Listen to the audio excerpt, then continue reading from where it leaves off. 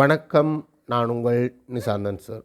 நாங்கள் இன்றைய பார்க்க இருக்க வினாத்தால் மேல் மாகாண கல்வி திணைக்களத்தினால் தரம் 11 மாணவர்களுக்காக நடத்தப்பட்ட 3ஆம் தவணை பரீட்சை 2025 இந்த வினாத்தால் இந்த பகுதி 1A இருக்கிற 25 வினாக்களையும் இந்த வீடியோவில் தெளிவாக விளக்கமாக பார்க்கிருக்கிறோம். நீங்கள் இன்னும் இந்த குறித்த 25 வினாக்களையும் செய்து பார்க்கலன்னா கீழே டிஸ்கிரிப்ஷன் பகுதியில் லிங்க் இருக்கும் பிள்ளைகள் நீங்கள் பயன்படுத்தி வினாத்தால் தரவிறக்கம் செய்து பார்த்துட்டு வீடியோக்குள்ளே வாங்க. புள்ளி விடக்கூடிய வகையில் தான் திருத்திறக்கிறோம். உங்களுக்கு எத்தனை புள்ளி கிடைத்திருக்கு அப்படின்றத மறக்காமல் கமெண்ட் பாக்ஸில் பதிவிடுங்க.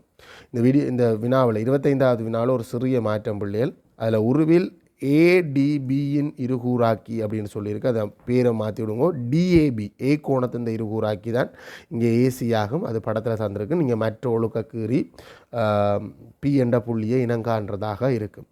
இந்த வீடியோ எனது சூ மூலமான கணித வகுப்பு இந்த ரெக்கார்டிங் நீங்களோ இல்லை உங்களோட தம்பி தங்கைகளோ சூ மூலமான கணித வகுப்புகளும் இணைந்து கொள்கிறா தாராளமாக இணைந்து கொள்ளலாம். இதன் மூலம் மட்டும்தான் எனக்கு ஒரு வருமானம் கிடைக்கும். உங்களுக்கு தெளிவான புரிதலோட கணிதம் கற்றுக்கொள்ளக்கூடியதாக இருக்கும். உங்களுக்கு ஏற்படுற சின்ன சின்ன சந்தேகங்களாக இருந்தால் அதை வாட்ஸ்அப் வழியாகவும் இல்லை ஒரு பெரிய சந்தேகமாக இருந்தால் கட்டாயம் அதை சூ மூலமாக உங்களுக்கும் தெளிவுபடுத்தக்கூடிய வகையில் கலந்துரையாடப்படும். அது மற்ற மாணவர்களுக்கும் வகுப்பில் இணைந்திருக்கிற மற்ற மாணவர்களுக்கும் பயனுள்ளதாக இருக்கும். உங்களுக்கு தேவையான பிடிஎஃப்கள் எனக்கு கிடைக்கிற உங்களுக்கு வீடியோ தேடுறதுல கஷ்டமாக இருக்குது, எனக்கு சார் இதில் ஒரு சின்ன கிளியர் இல்லை, எனக்கு இது இந்த நோட்ஸ் இருந்தால் போடுங்க அப்படின்ற விடயங்கள் எல்லாத்தையும் நான் உங்களுக்கு உடனுக்குடன் போடக்கூடியதாக இருக்கும். அதுக்கு நீங்கள் சூம் மூலமான கணித வகுப்புக்கு இணைந்து கொள்ளுங்க. பெரிய மாதாந்த கட்டணம் இல்லை பிள்ளைகள், மாதம் 1200 தான்.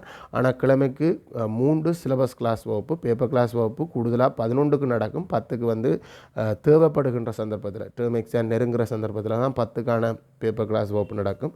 இணைந்து கொள்கிறேன்டா அது தொடர்பான விவரத்தை என்ன கேட்டும் பெற்றுக்கொள்ளக்கூடியதாக இருக்கும். சரி, வாங்கோ கேள்விக்குள்ள போவோம். முதலாவது கேள்வி, மனித நாட்கள், அது எண்கள் என்றது மனித நாட்கள் என்பது அப்படி ஒன்றும் கட்டாயம் இல்லை, எண்கள் தான் கட்டாயம் இல்லை, பல விதமான கேள்வி வரும். 10 மனிதர்களுக்கு ஒரு வேலையை செய்து முடிப்பதற்கு 8 நாட்கள் தேவை என மதிப்பிடப்பட்டுள்ளது. இப்போ 10 மனிதர்கள் 8 நாள்ல செய்கிற வேலைன்னா அந்த வேலையின் அளவு 10 தர 8 10 தர 8 80 மனித நாள் வேலை. மனித நாள்னு சொல்லுவோம். 80 மனித நாள் வேலை. இவ்வேலையை அந்த வேலையே தான் சில நேரம் கல்வி செல்லும் பொழுது இது இந்த 2 மடங்கு, இது இந்த அரைவாசி அப்படிலாம் சொல்லுவாங்க.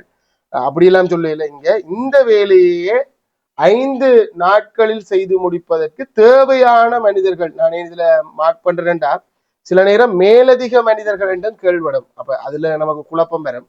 ஆனா இங்க அப்படி இல்லை. இதே வேலையை 80 மனித நாள் வேலையே 5 நாட்கள்ல நாங்க செஞ்சு முடிக்கணும்னா எங்களுக்கு 16 மனிதர்களை ஈடுபடுத்தினாத்தான் இது சாத்தியப்படும். அதனால்தான் நாங்கள் அந்த மேலதிகமோன்னு பார்த்தனா இல்லை, மேலதிக மனிதர்கள் கேட்கல.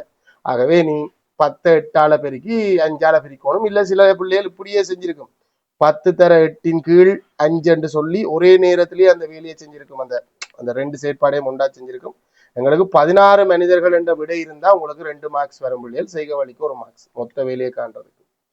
சீரான கதியில் செல்லும் வாகனம் 120 கிலோமீட்டர் தூரத்தை கடப்பதற்கு 4 மணித்தியாலங்கள் எடுக்கிறது. ரெண்டுமே மணித்தியாலத்தோட இருக்குது. ஆனா இப்போ சீரான வேகத்துல எங்கட நாட்டை பொறுத்த வரைக்கும் 120 கிலோமீட்டர் வரைக்கும் போகையிலும் உண்டா மிகப்பெரிய கேள்விக்குறி இல்லை, சாத்தியமே இல்லை. ஏன்னா அப்ப நாங்கள் பொதுவாக இந்த நீங்க இந்த கணக்குகளை எதிர்பார்க்கிற வினாக்களையும் சேர்த்து சொல்லி கொண்டு போறேன் பிள்ளைகள். நீங்க பொதுவாக எதிர்பார்க்கிற வினா தூரம் கிலோமீட்டர்லையும் நேரம் நிமிடத்திலையும் இருக்கும். நம்ம அதுக்கேற்ற மாதிரி இப்போ நாங்கள் வடக்கு மாகாண பேப்பர்ல அப்படி பார்த்துனாங்களா, அது அப்படியே நாங்கள் அதுல வச்சுக்கொண்டே என்னதுக்கு போகணும், கிலோமீட்டர் per ஹவர்ல சொல்றதுக்கு பார்க்கணும். ஒப்பீடு தான் பெஸ்ட். வாகனத்தின் சீரான கதியை காண்க, சராசரி கதியை காண்கன்னு வரணுமா, சராசரி கதியை காண்க. ஆகவே 4 மணித்தியாலத்துல இந்த வாகனம் 120 கிலோமீட்டர் போயிருக்கு அப்படின்றா கதி என்பது ஓரலகு நேரம், அதாவது 1 மணித்தியாலத்துல பயணித்த தூரம் 4ஆல வகுக்கிறோம். அதான் நாங்கள் இந்த சூத்திரம் வந்ததுக்கான காரணமே இதுதான். தூரத்தின் கீழ் நேரம், கதி சமன் தூரத்தின் கீழ் நேரம் 30 கிலோமீட்டர் ரெண்டு வரும். 1 மணித்தியாலத்துல 30 கிலோமீட்டர் போகலுமெண்டா கதி சமன் 30 கிலோமீட்டர் h-1. இந்த அழகு ஒரு அர்த்தத்தை சொல்லுது பிள்ளைகள்.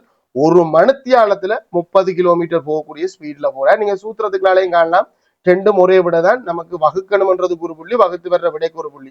அது சூத்திரம் தானோ இல்ல நேர்வீத சமனோ அதெல்லாம் பிரச்சனை இல்லை, உங்களுக்கு 2 புள்ளி கிடைக்கும். மடக்கை வடிவில் தருக, சுட்டி வடிவில் இருக்கிறத மடக்கை வடிவம். மடக்கைன்றது கட்டாயம் லொக்கண்ட சொல் இருக்கும். இப்ப கூடுதலான பிள்ளைகள் என்னடா கேட்கிற கேள்வின்னா லோக் எங்கேருந்து சார் வந்தது? இதுல 125 இருந்தது, அங்கேயும் 125 இருக்கு. இங்க 5 இருக்கு, அங்கேயும் 5 இருக்கு. இங்க அடி 5, அங்கேயும் அடி 5. இங்க 3 வேலு, அங்கேயும் 3 இருக்கு. ஆனா இங்க லொக்கன்றது எங்க இருந்து வந்தது? இது சமன்பாடா? இங்க இருந்து அங்கே அனுப்புறதுக்கு, அங்கே இருந்து இங்க அனுப்புறதுக்கு. இது ஒரு வடிவம், அது ஒரு வடிவம். இங்க வலு என்ற வடிவத்தில் இருக்கு, சுட்டி என்ற வடிவத்தில் இருக்கு. 5ன் 3ஆம் வலு 125 இருக்கு. மடக்கு என்பது ஒரு செயற்பாடு. இப்படி வர்க்கம் கனமும் என்றது ஒரு செயற்பாடோ, மடக்கு என்றதும் ஒரு செயற்பாடு. இப்ப கூட்டல் கழித்தல் பெருக்கல் மாதிரி லொக் மடக்கி எடுத்தல்ன்றதும் ஒரு செயற்பாடு. லொக் அடி 5 125 சமன். அதாவது இது என்ன செயற்பாடு சொல்லுதுன்னா 125 5ன் எத்தனையாம் வலுகண்டு காணண்ட செயற்பாடு சொல்லுவது. அது 3ஆம் வலுகண்டு வரும். இதுதான் மடக்கு. இங்க இருக்கிற 125 பெருமான 125 தான் கேள்வியாக மாறுது. இங்க இருக்கிற அடி மடக்கைக்கும் அடியாக வருது. இங்க இருக்கிற வலுவை காண்ற கேள்விதான் மடக்கை, வலு விடையாக வருது. இல்ல கவனிக்க வேண்டிய விஷயம் என்னண்டா லோக் 125 சமன் 3 இவ்வளவு பேரும் ஒரே நேரில் இருப்பியம், அடி 5 தான் கீழே இருக்கும். இதை சில பிள்ளைகள் நான் பாக்குறது இதை பிள்ளையா எழுதுறது இப்படித்தான். லோக் 5 மேல 125 சமன் 3 எழுதுறது. இது பிழை. இது பிழை. இதுக்கு நீங்க பிழைதான் கொடுக்கணும். இதுல எந்த மாற்று கருத்துக்கும் இடம் இல்லை. இது பிழை, இதுதான் சரி. சோ இதுக்கு உங்களுக்கு 2 புள்ளி கிடைக்கும். அடுத்தது சொருக்குக பின்ன சுருக்கல் பகுதியன் சமனா இருக்கணும், சமன் இல்லை. பொமசி எடுக்கணும். பொமசி 3x. இது ஒரு பெரிய விஷயம் இல்லை. பொமசி 3x. இது 3ஆல பெருக்கப்பட்டிருக்கு, 3ஆல பெருக்கணும். கூடுதலான பிள்ளைகளுக்கு இதைத்தான் 3ஆல பெருக்கணும்னு வேற யோசிப்பீங்க. இதைத்தான் 3ஆல பெருக்கணும். ஏன்னா இதுதான் பெருக்கப்பட்டிருக்கு, இந்த பகுதியன் தான் பெருக்கப்பட்டிருக்கு. ஆகவே 9. இது பெருக்கப்பட இல்லடா, அதே தான் பகுதியன். ஆகவே தொகுதி எண்ணும் மாறாது. ஆகவே விட 3x மேல் 8. இப்பதான் ஒரு பெரிய டவுட் இருக்கும் சார், 3க்கு மேல 8 இருந்தா நாங்கள் அதை கிளப்பு எண்ணா இல்லை கொடுப்போம். உண்மைதான், அது சாதாரண பின்னத்துல. ஆனா அச்சர கணித பின்னத்துல ஒரு நாளும் கிளப்பு எண் என்ற கதைக்கே இடம் இல்லை. 3x மேல் 8 அவ்வளவுதான். அது நாங்கள் கிளப்பு எண் ஆக்கி 2உடன் 3ல் 2x அப்படிலாம் கொடுக்குறோம் இல்லையா? இந்த விடை இருந்தால் அங்கால இருந்தா வெட்டி விடுங்க, பிரச்சனை இல்லை. இந்த விடை இருந்தா உங்களுக்கு 2 மார்க்ஸ் வரும். உமசி கண்டு இந்த வரி சரியா இருந்தால், இந்த வரி சரியா இருந்தா இந்த விடையன் இல்லாம போகுது, 1 புள்ளி வரும்.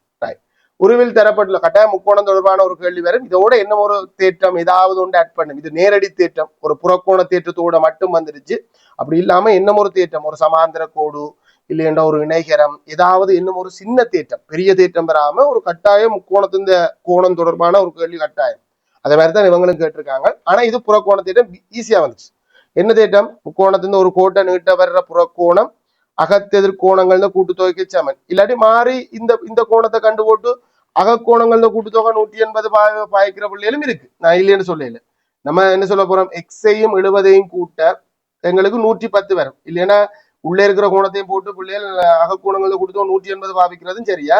எக்ஸ் சமன் 110 சய 70. நான் நினைக்கிறேன் 40 பாகை நினைக்கிறேன். 40 பாகை என்ற விட இருந்தா 2 மார்க்ஸ். பின்வரும் அச்சர கணித கோவைகளின் பொது மடங்களில் சிறியதை காண்க. நேரத்தை மினக்கெடுத்தாத. ஆனா நான் உனக்கு இதுக்கு அடுத்த கணக்கு சொல்லிக்கொண்டே இருக்கேன். பிரேக்கெட் இருக்கிற அச்சர கணித, அதாவது காரணிகள்ல உண்டு பிரேக்கெட்டோட வர்றதுக்கான வாய்ப்பு இருக்கு. ஆனா காரணிப்படுத்தி வரும். நீ அதே மாதிரி இப்ப பி என்ற இருக்கிற இடத்துல எக்ஸ் ஏ சக 3 இருந்தால் என்ன செய்வியோ அதை யோசிச்சா சரி, வேற ஒன்றும் இல்லை. பி எப்படி போடுறியோ அதே மாதிரி ஏ சக 3 போடுவேன். அதாவது நான் என்ன சொல்ல வர்றேன்டா, 8a வர்க்கம் ஏ சக 3 என்ற ஒரு கோவை. அதே மாதிரி 6a ஏ சக 3 முழுவதின் வர்க்கம் பி இருக்கிற ஏ சக 3 பி இருக்கிற இடத்துல 3 இருக்கு. அவ்வளவுதான். இது ஒரு வேற கணக்கு கொண்டு கதைக்கிற பிள்ளை. இந்த கணக்குக்கும் அதுக்கும் சம்பந்தம் இல்லை. இப்படி பொமசி வந்தா என்ன செய்வேன்தான் நீ யோசிக்கணும். இதுக்கெல்லாம் நம்ம யோசிக்கிறதே இல்லை. 8க்கும் 6க்கும் பொமசி பார்க்கணும். 8 இந்த மடங்குல போவோம். நம்ம கடுமையா வகுத்தெல்லாம் கண்டுபிடிக்க தேவையில்லை. 8 இந்த முதல் மடங்கு 8 6க்கு இல்ல, 16 6க்கு இல்ல, 24 6க்கு மடங்கு. சோ 24 நம்பருக்கு பொமாசி. இது பிழைச்சுன்னா பிழைச்சு போடும். எதுக்கும் டபுள் செக் பண்ணும். மற்றதெல்லாம் பிழைக்காது. ஏ இந்த உயர்வெளு வர்க்கம், பி இந்த உயர்வெளு வர்க்கம், 24 ஏ வர்க்கம் பி வர்க்கம், இது 2 மார்க். சரி, நான் இந்த கேள்விக்கு என்ன விட சொல்லுங்க பாப்போம். அதே மாதிரி தான் 24 ஏ இந்த உயர்வெளு வர்க்கம் ஏ சக 3 முழுவதின் உயர்வெளு வர்க்கம். இங்க இதுல வர்க்கம் இருக்கு, ஏ சக 3 உயர்வெளு வர்க்கம். இது நான் உங்களுக்கு இப்படி ஒரு கேள்வியை நீங்க எதிர்பாருங்கன்னு சொல்றேன். அது கட்டாயம் இல்லை. நீங்க இது தான் இந்த கேள்விக்கான படியா. நான் சும்மா இது ஒரு உங்களோட கதைக்கு கதைச்சேன். அடுத்த கேள்விக்கு வரும். தரப்பட்டுள்ள தரவுகளை கொண்டு ஏசிபி கோணத்து இந்த பருமன் முதல் கேட்ட கோணத்துக்கு ஒரு அச்சரத்தை போட்டுருவோம். இதை வச்சுக்கொண்டு யோசிக்கலாம். கேட்ட கோணத்துக்கு ஒரு அச்சரம் ஏசிபி, இந்த கோணத்தை கேட்டு எக்ஸ் போட்டுருவோம். இதுல இருக்கிற தகவலடா பக்கங்கள் நீளத்துல சமன், அது தனித்தனி முக்கோணமா பார்க்கணும். இதுல நான் ஒரு தப்பான புரிதலை பார்த்திருக்கேன். சார் இந்த கோட்டுக்கு நேர இங்க இருக்கிறது எக்ஸ்டா, இந்த கோட்டுக்கு நேர இங்க இருக்கிற கோணமும் எக்ஸ் தானே? இல்ல இல்ல, அது ஒரே முக்கோணத்துக்குள்ளதான் சமனான பக்கங்களுக்கு எதிரான கோணங்கள் சமன், இந்த கோணம் எக்ஸ் வரும். அடுத்த முக்கோணத்துக்குள்ள அது வராது. இந்த முக்கோணத்துக்குள்ள வேற தேற்றம். உங்க மூன்று பக்கமும் சமன், மூன்று பக்கமும் சமன்டா இந்த மூன்று பேருக்கும் எதிரே இருக்கிற கோணங்கள் சமன். மொத்தமா முக்கோணத்தின் அகக்கோணங்கள் கொடுத்தவங்க 180. அப்ப இது எல்லாமே எத்தனை பாக?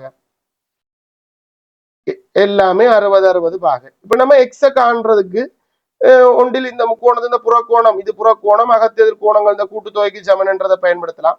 இல்ல அகக்கோண தேற்றம், பெரிய முக்கோண தேற்றம், பல தேற்றத்துக்குள்ளால நாங்கள் சொல்லலாம் 2x 60க்கு சமனா இருக்கும். இந்த 2xம் இந்த புறக்கோணத்துக்கு சமனா இருக்கும். சோ எக்ஸ் 30 பாகையா இருக்கு. அதாவது நாங்கள் எக்ஸ் என்று சொன்னது ஏசிபி, இங்க பகுதி 2 இல்ல தானே, அதனால நீங்க எக்ஸ் என்று படத்துல போட்டுட்டு அதை 30 பாகை என்று போட்டாலே உனக்கு 2 மார்க்ஸ் வரும். இதுல ஒரு ஒழுங்கான முக்கோணத்தின், அதாவது சமபக்க முக்கோணத்தின் அகக்கோணம் ஒன்று இந்த பருமன் 60 பாகை என்று போட்டாலே உனக்கு 1 மார்க்ஸ் வந்துடும். மற்றதை பற்றி கதைக்க தேவையில்லை. இங்க அகிலத்தோட தந்திருக்குது, ஏத்தோட தந்திருக்கு, பி தோட தந்திருக்குது. நம்பர் ஆஃப் ஏ டேஷ் இடைவெட்டு பி. நம்ம முதல்ல அந்த தொடையை காணணும். 2-3 விதமா காணலாம். வெண்வெறிப்படம் கீறணும் அவசியம் இல்லை. வெண்வெறிப்படம் கீறாமலே நாங்கள் ஏ டேஷ் தொடை இந்த மூலகத்தை காணலாம். ஏ டேஷ் என்றா என்ன? ஏ இந்த மூலகம் தவிர்ந்த அகிலத்தோட இந்த மூலகம். இதுல 1 இருக்கப்படாது, 3 இருக்கப்படாது, 7 இருக்கப்படாது.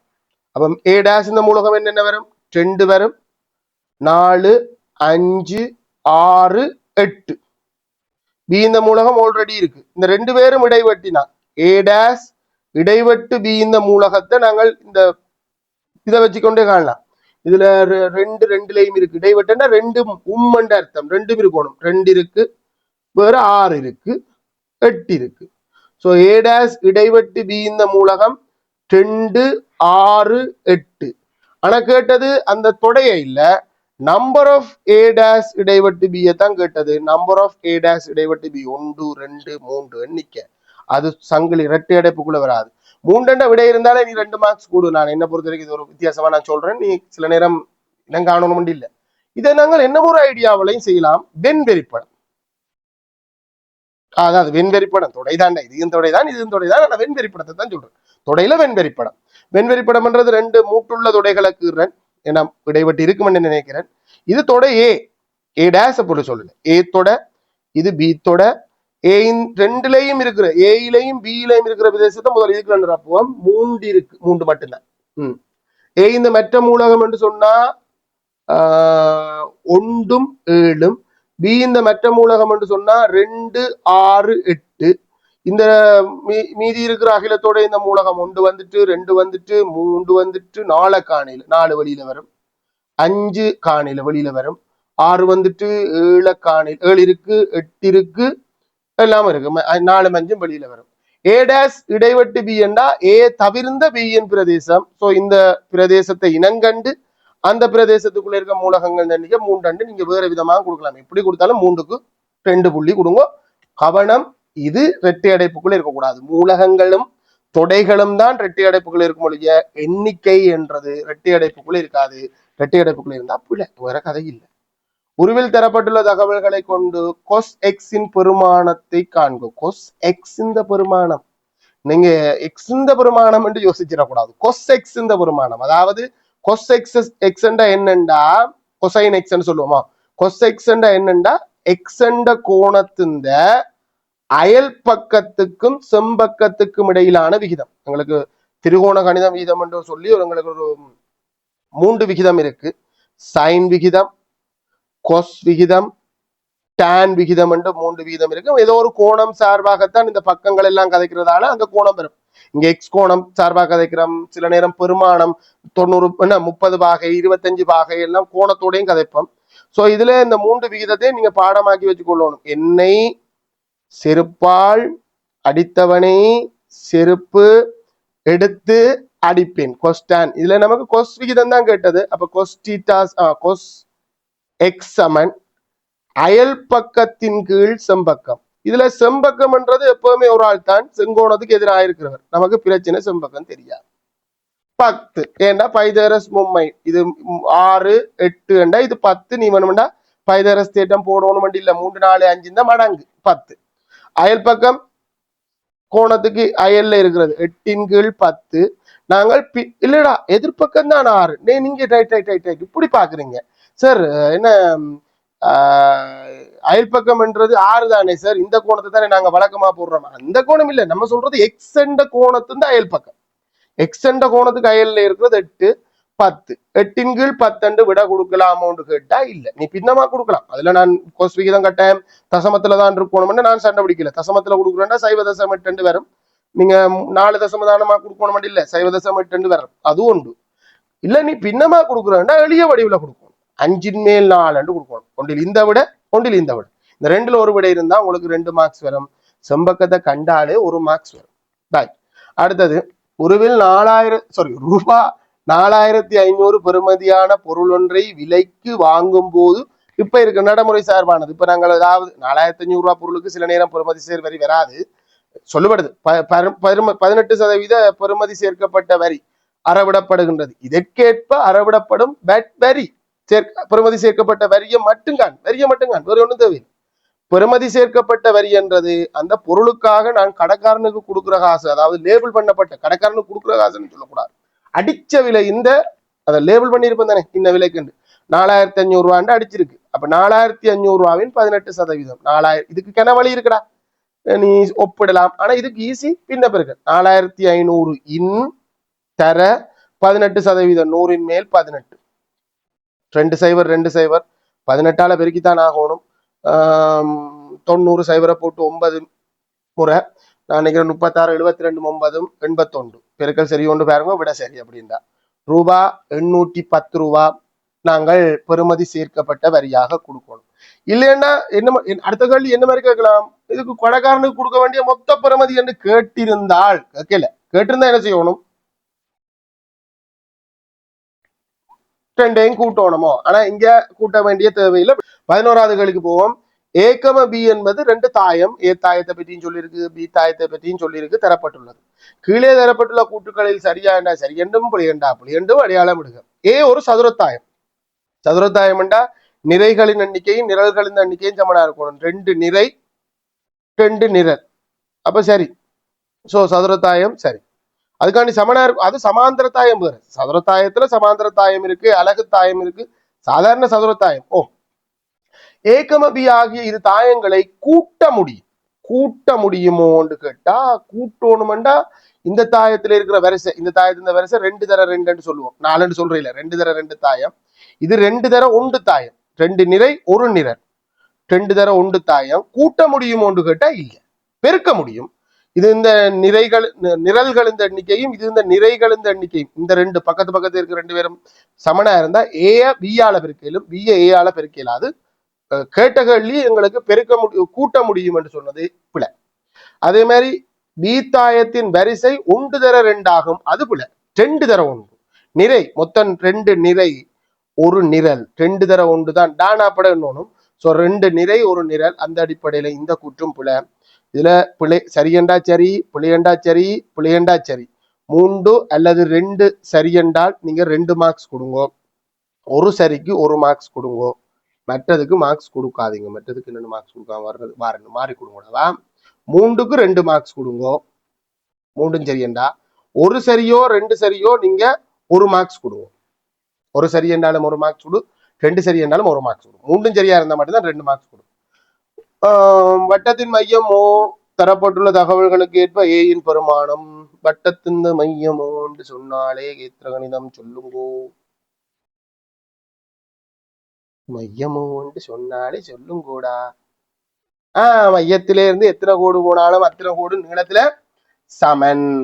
நீளத்துல சமன்டா இங்க எங்களுக்கு என்ன வருது, இருசம பக்கம் கோணம் வருது. இருசம பக்கம் கோணத்துல என்ன தேட்டம் இருக்கு, சமனான பக்கங்களுக்கு எதிரான கோணங்கள் சமன். அந்த அடிப்படையில் இந்த கோணம் 30 பாக, இந்த கோணம் 40 பாக.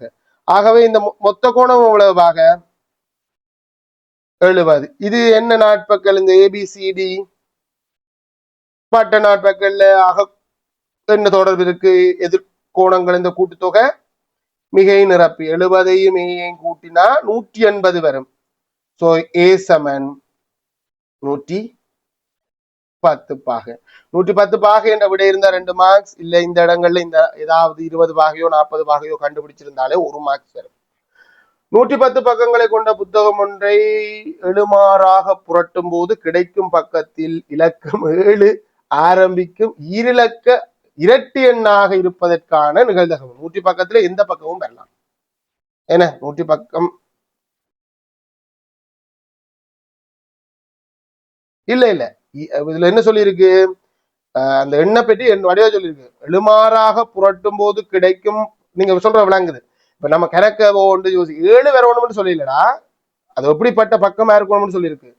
பக்க இலக்கம் 7ல் ஆரம்பிக்கும் ஈரிலக்க இரட்டி எண். 2 இலக்கங்கள் இருக்கிற எண்ணா இருக்கணும். அதுல முதல் இலக்கம் 7ஆ இருக்கணும், அடுத்தது ஈரிலக்க எண்ணா இருக்கணும். சோ என்னென்ன இருக்கலாம்? 70 இருக்கலாம், ஏ என்ற நிகழ்ச்சி என்று எழுதுவோம்.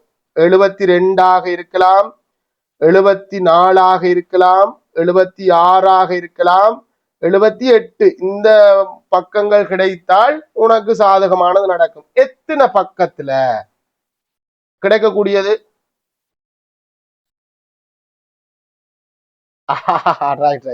இப்படி ஒரு புரிதலும் இருக்கு. என்ன 7ல் இருந்து என்று சொல்லும் போது 7, 8, 9 தானே சார் 7ல் இருந்து? நியாயம் தானடா. ஆனா அது என்ன மாதிரி சொல்லி இருக்குன்னா நியாயம் தான். நீங்க சொல்ற உங்களோட பக்கமும் நியாயம் இருக்கு. 7ல் இருந்து 7ல் ஆரம்பிக்கும். 7ல் இருந்து என்றதுக்கும் 7ல் ஆரம்பிக்கும்ன்றதும் வேற வேற தானே. இது வேற. இது இதைத்தான் எதிர்பார்ப்படுது. சோ நிகழ்தகவு எத்தனை? 110ல் 5. 110ல் 5. எளிய வடிவம் ஆக்குறேன் ஆக்கலாம். நீங்க சுருக்கோணம் கட்டாயம் இல்லை. 22ல் 1 வரும். அது உங்களோட விருப்பம், கட்டாயம் இல்லை. இங்க நீங்க அந்த எண்ணை அந்த வாசிக்கிறதுல நீங்க தவறு விடுறீங்க. என்னண்டா அது தெளிவா சொல்லி இருக்கு. அந்த எண் நீங்க பக்க எண் இருக்கு தானே, நீங்க புரட்ட போற அந்த பக்க எண், அந்த எண்ணுல முதல் இலக்கம் 7ல் இருந்து ஆரம்பிக்கணும். 7ல் ஆரம்பிக்கணும், கட்டாயம் 7ல தான் இருக்கணும். அப்ப அது என்னவா இருக்கலாது? என்னவா இருக்கலாது? 8ஆ இருக்கலாது, 9ஆ இருக்கலாது. 7ல் ஆரம்பிக்கும். 7ல் இருந்து இல்ல பாருங்க, 7ல் இருந்து இருக்கா? அந்த எண்ணை பற்றி என்ன சொல்லியிருக்கு? 7ல் ஆரம்பிக்கும் ஈரிலக்க 8 எண். அடுத்த எண் 2 எண்ணா இருக்கணும். அது அடுத்த இலக்கம் 2 எண்ணா வரணும்னா இந்த 5 பக்கங்கள் தான் 7ல் ஆரம்பிக்கும் 2 எண்கள், ஈரிலக்க 2 எண் பக்கங்கள். அப்ப 22ல் 1 வரும். அது கட்டாயம் எளிய வடிவம் தேவையில்லை, நீங்க அப்படியே விட்டாலும் சரி. அதுக்கு 2 மார்க்ஸ் வரும். எந்த விடையா இருந்தாலும் 2 புள்ளி வரும்டாவா. உருவில் தரப்பட்டுள்ள தகவல்களுக்கு ஏற்ப எக்ஸின் பருமன்.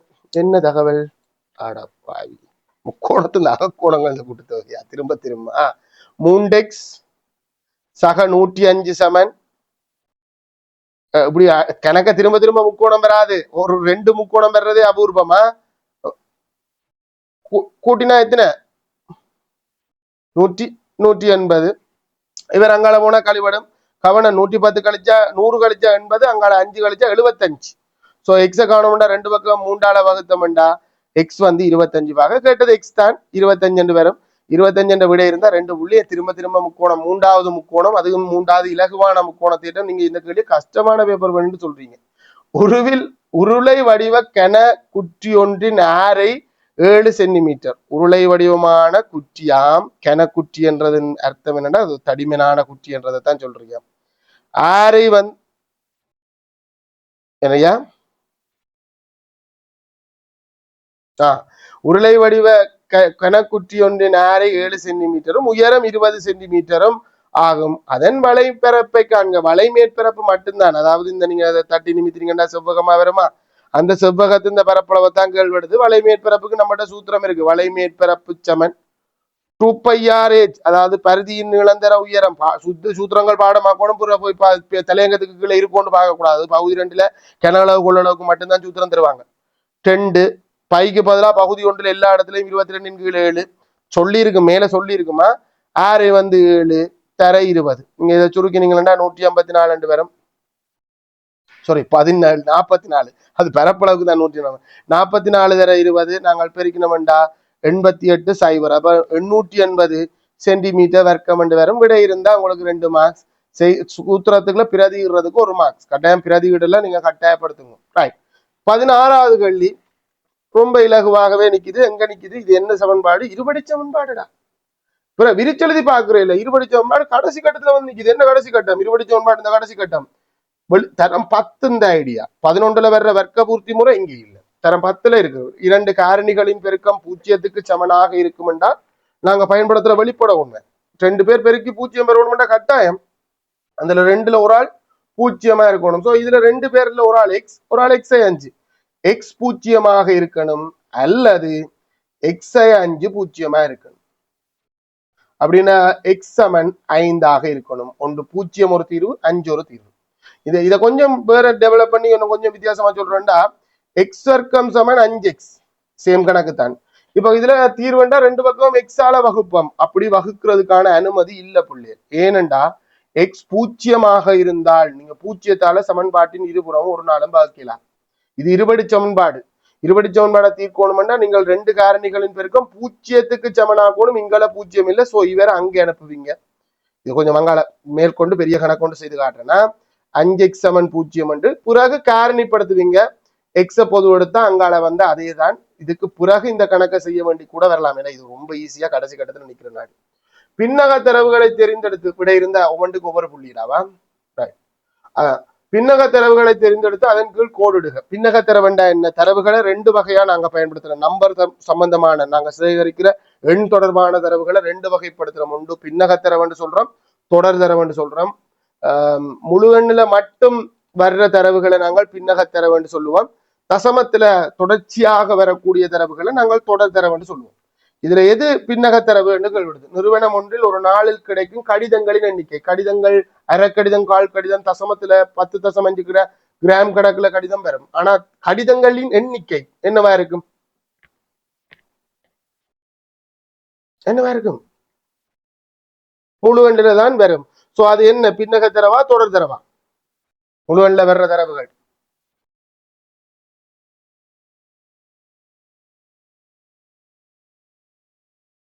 ஓ, இப்ப நீங்க இதை எம்சிக்யூ நினைக்கிறீங்களா? பல்தேர்வு வினாக்கள் நீங்க இப்ப மற்ற பாடங்கள்ல வர்ற மாதிரி இருக்கிற பல்தேர்வு வினான்னு நினைக்கிறீங்களா? இதுல ஒரு விட தான் சரியா இருக்கும்.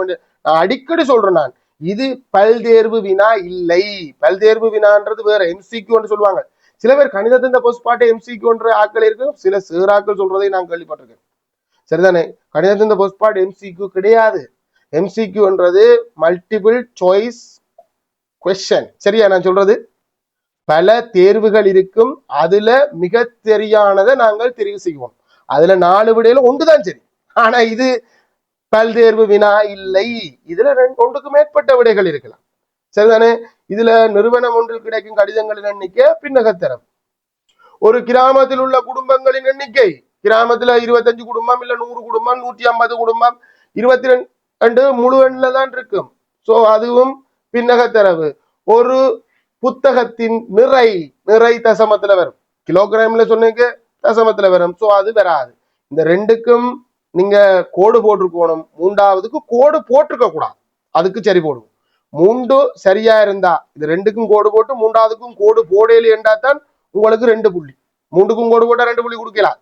இதுல இந்த 3ல 1 சரியாக இருந்தாலோ 2 சரியா இருந்தாலோ 1 புள்ளி கொடுக்கும். மற்றபடி புள்ளி கொடுக்காங்க. 3 புள்ளியா இருந்தா புள்ளி வராது. ரைட். அடுத்த கேள்விக்கு வருவோம். 1 சரியா வரும் தானே? யாருக்கு 1 சரியா வரும்? யாருக்கும் சொல்லுவோம். அப்ப 1 சரியா வரும். கேள்வி செய்யாம போனவனுக்கு 1 சரியா வரும். சரிதானே? சோ 1 சரியா இருந்தா 1 புள்ளி கொடுங்க. சரி, 2 சரியா இருந்தா, அதாவது இந்த நான் சொல்ற விளங்கணும் உங்களுக்கு. இதுக்கு கோடு போட்டு இதுக்கு கோடு போடாம விட்டுருந்தான், ஒன்றை மட்டும்தான் பின்னக திறவன் எடுத்து போட்டு விட்டுருப்பான். அவனுக்கு நீங்க 1 புள்ளி கொடுக்கலாமா? ரைட். அடுத்தது, வட்டத்தின் மையம் O ஆகும். ABCD ஆகியன வட்டத்தின் மீதுள்ள புள்ளிகளாகும். நேர்கோடு ADE வரை நீட்டப்பட்டுள்ளது. புறக்கோணம் வட்ட நாட்பக்கல். இந்த புறக்கோணம் அகத்தெதிர் கோணத்துக்கு சமன். அந்த அடிப்படையில இந்த கோணம் இங்க எக்ஸ் வந்துடும். ஒரு கோடு வெளியில நெட்டினோடனே விஷயம் முடிஞ்சுது. புறக்கோணம் அகத்தெதிர் கோணத்துக்கு சமன். இந்த கோணம் இந்த AC என்ற இந்த பெரிய வில்லால மையத்தில் எதிரமைத்த கோணம் 200 பாக. மையத்தில் எதிரமைத்தா மையத்துக்கு நேரே இருக்கும், அதாவது இந்த வில்ல பார்த்து கொண்டிருக்க கோணம். அதே மாதிரி பரிதியில எதிரமைத்த கோணம் எக்ஸ். இந்த எக்ஸ் மேல் எக்ஸும் கீழ் எக்ஸும் ஒன்றுதான். ஸோ அந்த அடிப்படையில பரிதி கோணம் மைய கோணத்தின் பாதி 200 பாதி 100 பாக.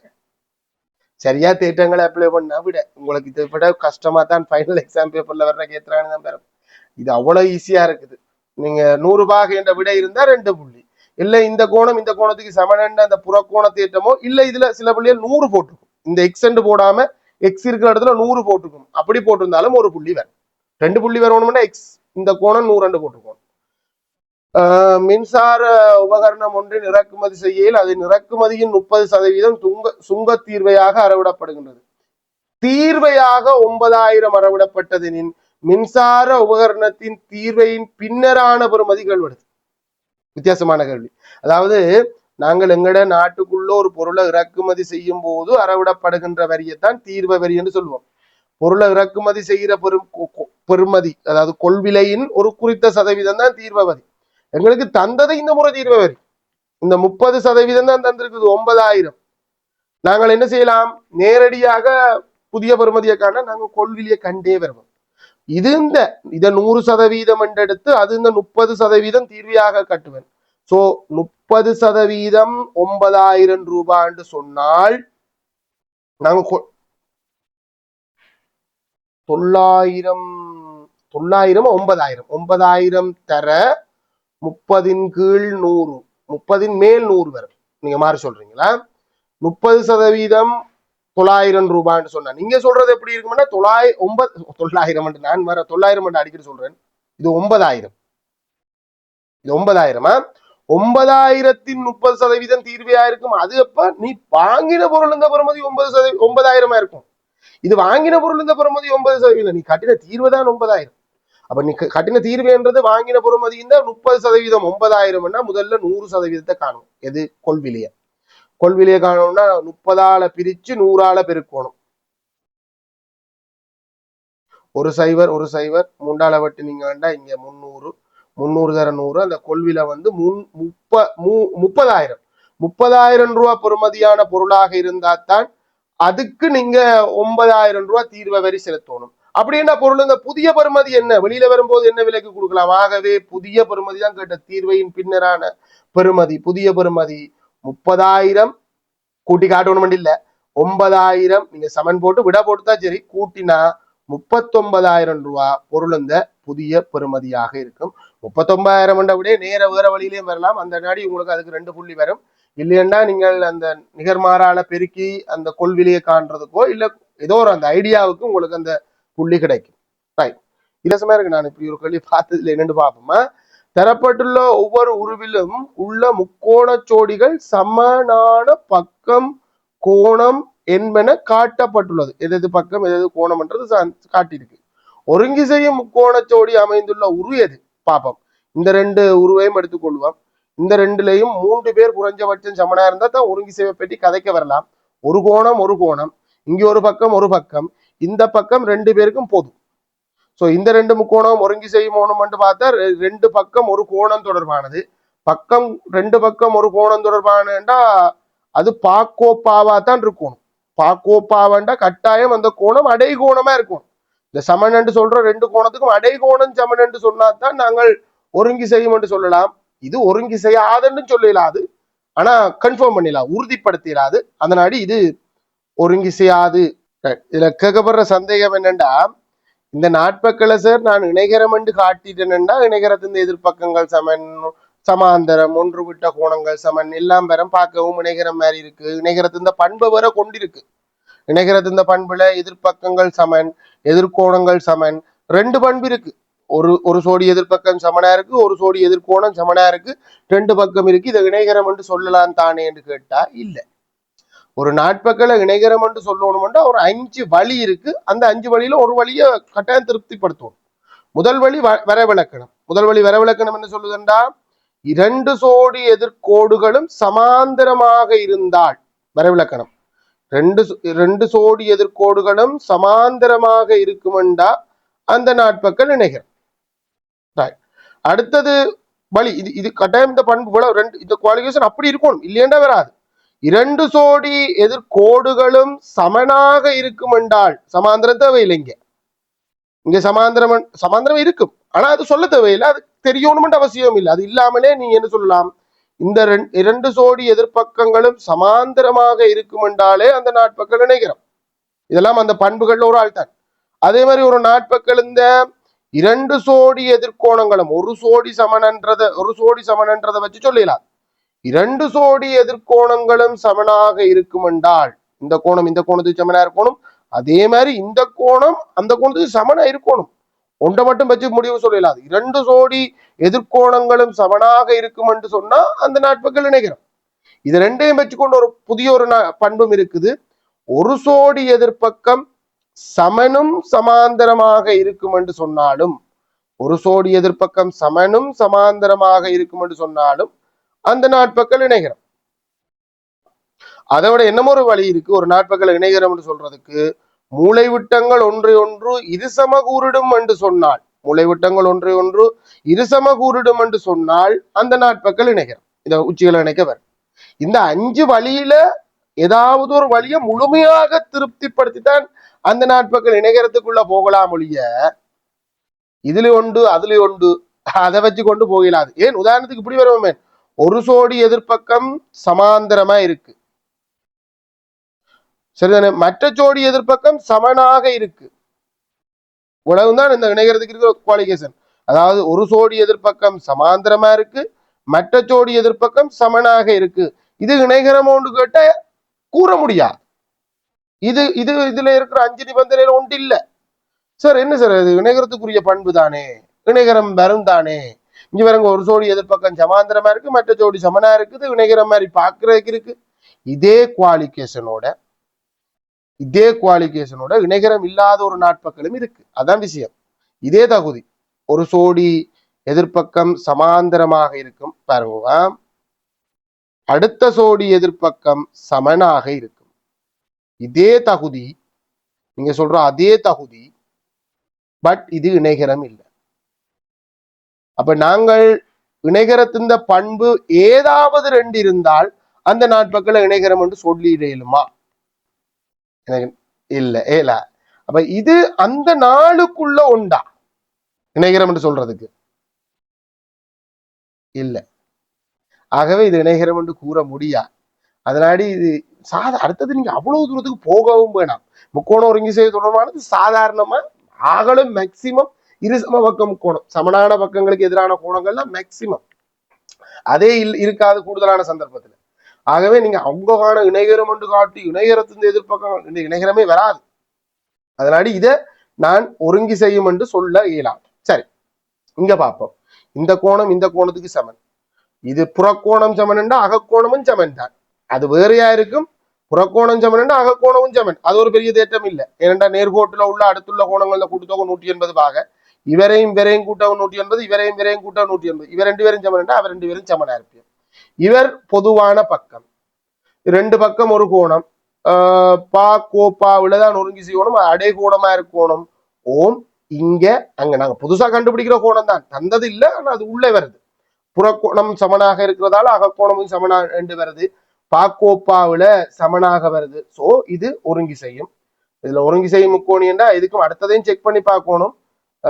PQS என்ற முக்கோணம் ஒருங்கி செய்யும், இல்ல கமவும் போடலாமா. RQS நீங்க அந்த பேர்கள்ல மாற்றம் வரலாம். முக்கோணி என்றதை முன்னுக்கு அடையாளம் போட்டுக் கொள்ளுங்க. இந்த 2 முக்கோணம் ஒருங்கி செய்யறதுக்கு என்ன வாய்ப்பு? பா கோ பா. எதுக்கும் அடுத்தது பார்ப்போமா. ஒரு பக்கம் ஒரு பக்கத்துக்கு சமன், ஒரு கோணம் ஒரு கோணத்துக்கு சமன். வேற என்ன சமன்? வேற ஒன்றும் பொருந்துது, ஆனா அது கொஞ்சம் விலகி நிக்குது. வேற நான் அறிஞ்சு இதுல 3வது யாருமே சமன் என்று இதுல சொல்லவும் இல்லை, என்னால காட்டவும் முடியாது. இதுல சொல்லவும் இல்லை, எசம்பக்கம் சமன் என்று சொல்லவும் இல்லை, காட்டவும் முடியாது. சோ இங்க 2 பேர் தான் சமனா இருக்கு. 3வது ஆள சமன் என்று காட்டவே இயலாது. சோ இதுவும் எங்களுக்கு ஒருங்கி செய்ய போறது இல்லை. இந்த 2 முக்கோணம் டிக்கு சொல்லுங்க, டிக்கு டிக்கு எதிரான பக்கம் இஎஃப். ஓகே, இஎஃப் டிக்கு எதிரான பக்கம். அதே மாதிரி எல்லுக்கு எதிரான பக்கம் எம்என். ஆனா இப்ப டிஎஃப் இஎஃப்பும் எம்என்னும் சமன் என்று சொல்லுவோம்டா நமக்கு என்ன ஒரு தரவு வேணும். எந்த தரவுண்டா இந்த பக்கம் இந்த பக்கத்துக்கு சமன் என்று சொன்னாதான் எம்எஃப்ஓட இஎம் கூட்ட வர்ற இஎஃப்பும் எம்எஃப்ஓட எஃப் என்ன கூட்ட வர்ற எம்என்னும் சமன் என்று சொல்லலாம். இங்க இந்த ரெண்டு பேரும் சமன் என்று சொல்லி இருக்கா? இந்த படத்தை பார்த்து முடிவெடுக்காதடா. சமனா இருக்காமலும் முக்கோணங்கள் இருக்கலாம். இதே குவாலிஃபிகேஷனோட அந்த கோடு எண் கொஞ்சம் கூடவா நின்று இருந்தா இந்த எண் இங்கே இருந்திருந்தா இங்க இல்லாம இங்கே இருந்திருந்தா நீங்க இப்போ ஒருங்கி செய்ய சொல்லுவீங்களா? அது சமன் ஏதாவது சொன்னதா? இல்லத்தானே. ஆகவே அந்த முக்கோணம் இதுல ரெண்டு பேர் தான் சமனா இருக்கு. மூன்றாவது ஆளை சமப்படுத்தவே முடியல. ஆகவே இந்த ரெண்டு முக்கோணம், இதுக்கு ஒரு புள்ளி, அது இந்த காரணத்துக்கு ஒரு புள்ளி. இந்த முக்கோணம் பிழையாக இருந்து காரணம் சரியாக இருந்தாலும் புள்ளி இல்லை. எந்த ரெண்டு முக்கோணம் என்று சொல்றதுல கவனம். அது சரியா இல்லைன்னா வராது. இது நல்ல ஒரு கேள்வி. நாங்கள் அடிக்கடி சொல்லு சமன் தந்திருக்கோணும். இதுக்குள்ள படத்துக்குள்ள குறிக்கலாதானே, வெளியில சொல்லுவாங்க. இப்படி சந்தர்ப்பத்துல டிஎஃப் சமன் எல்என் ஆகும் என்று வெளியில சொல்லுவாங்க. ஏன்னா அது படத்துக்குள்ள குறிக்கலாத கோடை வெட்டி கொண்டு வருது இல்ல. அதனால இப்படி சொல்லும் போது செங்கோண முக்கோணத்துக்குரிய செம்பக்கம் பக்கத்துல ஒருங்கி செய்யும். பாக்கோப்பாயில இல்ல. ஏன்னா பாக்கோப்பாண்டா அது அடைகோணமா இருக்கணும். அடைகோணம் இல்ல, ஆனா செம்பக்கம் பக்கத்துல ஒருங்கி செய்யும். ஓகே, அப்படியும் கொடுத்தாலும் சரி போடலாம். ஏன் சொல்லுவாப்பம் ஐயா? ஏன்னா ஏபிசி என்ற 3 டைப்பா போட்டிருக்கு தானே. உருவம் பி உரு என்று போடலாம். ஏன்னா உரு பி என்ற மாதிரி தானே பொதுவாக அப்படித்தானே போடுறது. அப்படியும் கொடுத்தாலும் சரியோ, பி என்று கொடுத்தாலும் சரி போடுங்கவா. அதாவது இந்த உரு இதை சொல்லுவது அப்படின்னு கொடுக்குன்னா போடாங்க. ஏன்னா சொல்லியிருக்கு, எழுத சொல்லியிருக்கு. அமைந்துள்ள உரு எது என்று கேட்டிருக்கு. அது பி என்று போடணும், இல்லை இந்த ரெண்டு முக்கோணங்களை போடணும். பி தான் சரி என்று நினைக்கிறேன்னா. இது நான் அடிக்கடி உங்களோட கதைக்கிற கேள்வி. இந்த பேப்பர்ல வந்திருக்கு. நாங்கள் வேற பேப்பர்ல உங்களோட கதைச்சிருக்கிறேன். 21வது கேள்வி ஒரு புள்ளி தந்திருக்கு. அந்த கோட்டு படித்திறன் தந்திருக்கு. அதாவது நாங்க வழக்கமா ஒரு நேர்கோட்டில நாங்க செய்யறது படித்திறனை காண்றது. பூச்சியங்கம உண்டு என்ற புள்ளியினூடாக செல்லும். ஆனா இதுல அது நல்ல புள்ளியா போயிட்டு எங்களுக்கு வெட்டு துண்டை தரப்போகுது. கோடு ஓடு ஒன்றின் படித்திறன் அரையாகும் இந்நேர்கோட்டின் சமன்பாட்டை தருக. இது பூச்சியங்கம உண்டு தரவணும் இல்ல, வேற எந்த புள்ளி தந்தாலும் நான் சொல்லித்தர போற டைப்ல நீ காணலாம். இது ஆனா வெட்டு துண்டு. நீ வேகமாவே வெட்டு துண்டு புடி வெட்டுட்டு ஏன் சொல்லுவாப்பம்? பூஜ்ஜியம் எக்ஸ் பூஜ்ஜியம் வை ஒன்றுன்றது அது வையச்ச வெட்டி கொண்டு போற இடம். வையச்ச வெட்டி கொண்டு போற இடம் வெட்டு துண்டு சி ஒன்று, எம் அரை. ஆகவே நாங்கள் இந்த கோட்டு சமன்பாடு கண்டுபிடிச்சிட்டோம். y சமன் அரை எக்ஸ் சக உண்டு. ஆனா இது வெட்டு துண்டாக தந்ததால நான் என்ன சொல்றேன்னா, வெட்டு துண்டு தான் தந்திருக்கோணும் இல்ல. எந்த சந்தர்ப்பத்திலையும் நீ காணக்கூடிய மாதிரி சொல்றேன். y சமன் mx பிளஸ் சி என்றது பொதுவான வடிவம். இங்க எம் நாங்க தந்திருக்காங்க.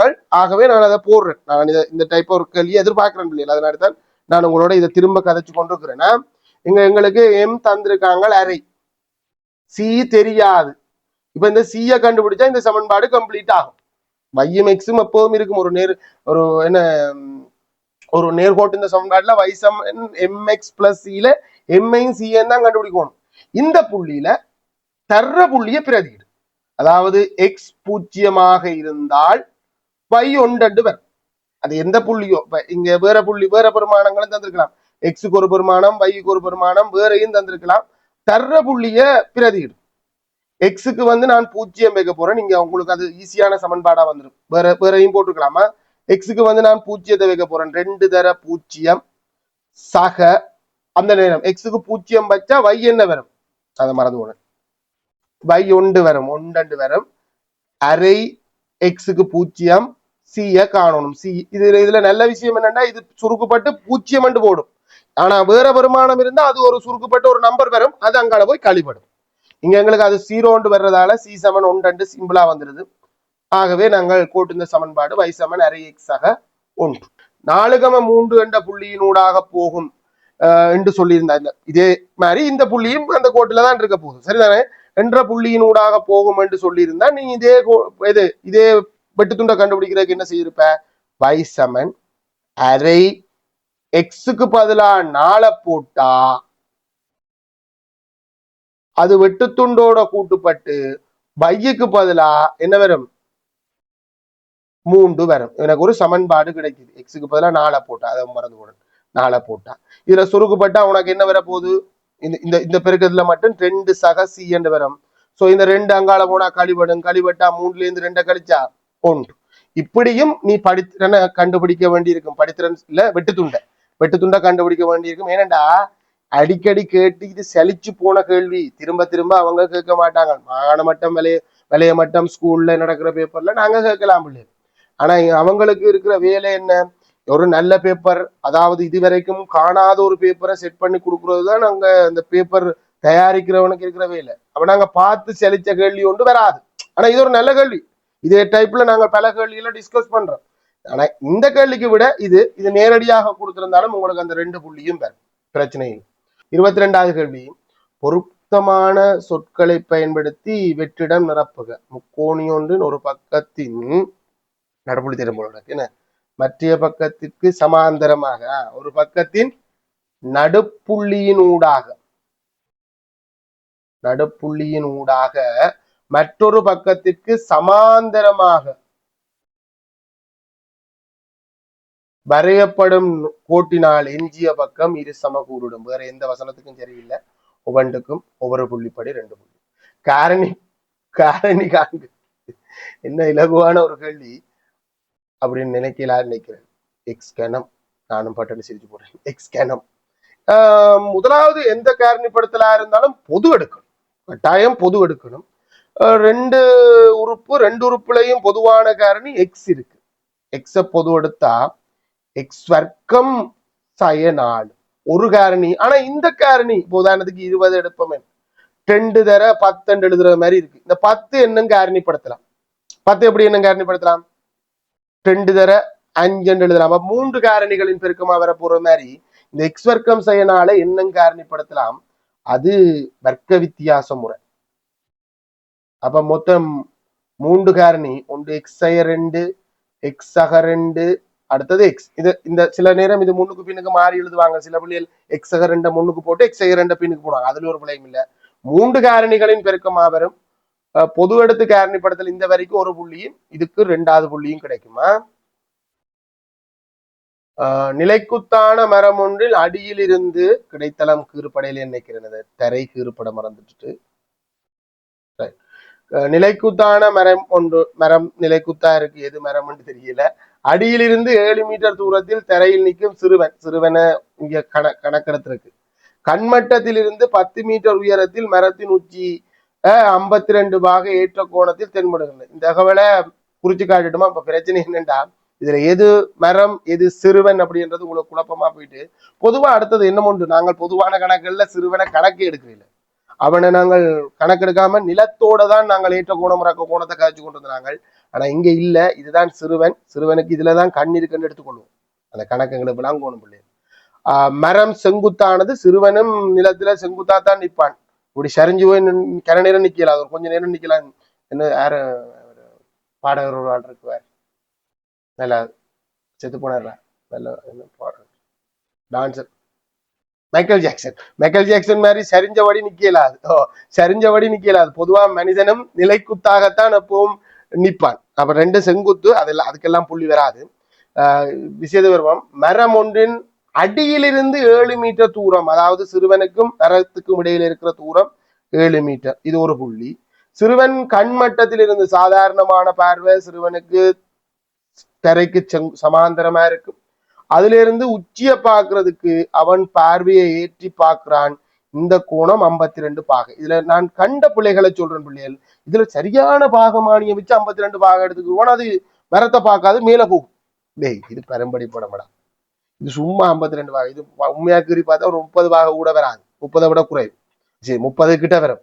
இது பரம்படி படம், சும்மா போடுறடா. இது பரம்படியா குறிக்காது, தரப்பட்ட தகவலை குறிக்கிறது. இதுல என்ன ஒரு விஷயம், நாங்க அடியிலிருந்து கண்மட்டத்திலிருந்து 10 மீட்டர் தூரத்தில் உள்ள மரத்தின் உச்சியின், அதாவது அவன் கண்ணிலிருந்து மரத்தின் உச்சி 10 மீட்டர் தூரத்தில் இருக்கு.